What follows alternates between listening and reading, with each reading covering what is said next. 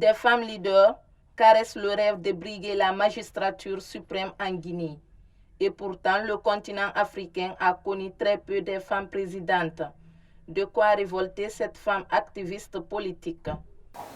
Les femmes ne se sont pas décidées d'abord, même si c'est en coulisses, ça se prépare en coulisses, mais sur le plan, elles ne sont pas sur la scène pour le moment.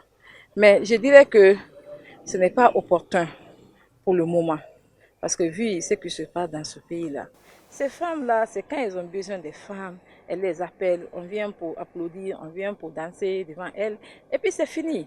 Mais souvent, nous avons les problèmes dans lesquels on sollicite leur présence, mais franchement, on ne les trouve pas. Que ça soit clair, il y a une division aujourd'hui de la jeune féminine en Guinée. Ces femmes se sont rétractées à elles-mêmes. Si elles ne viennent pas à nos côtés, je ne sais pas pourquoi et comment nous allons pouvoir les soutenir. Selon le dernier recensement de la population et de l'habitat, les femmes représentent 52% de la population guinéenne. Une raison de plus pour la gente féminine de se battre pour le respect de la parité dans les nominations à des postes de responsabilité. Vu que les preuves que les femmes ont fait dans notre pays, depuis l'avènement de notre pays à l'indépendance, on a vu le combat que les femmes ont mené.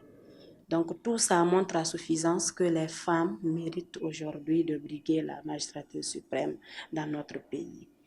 Et concernant cette année de 2020, je pense que les femmes doivent s'intéresser à la politique parce qu'on a constaté les limites des hommes dans la gestion de notre pays. Parce qu'on a vu les femmes qui se sont présentées, on a vu en 2010 Adia Sarandaraba, pour qui j'ai beaucoup de respect.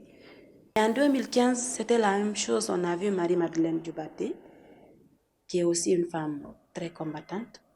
D'abord, il faut que les femmes se préparent.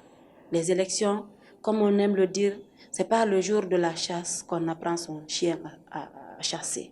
En Guinée, les femmes sont souvent exploitées en période électorale et reléguées au second plan lors du partage du gâteau politique.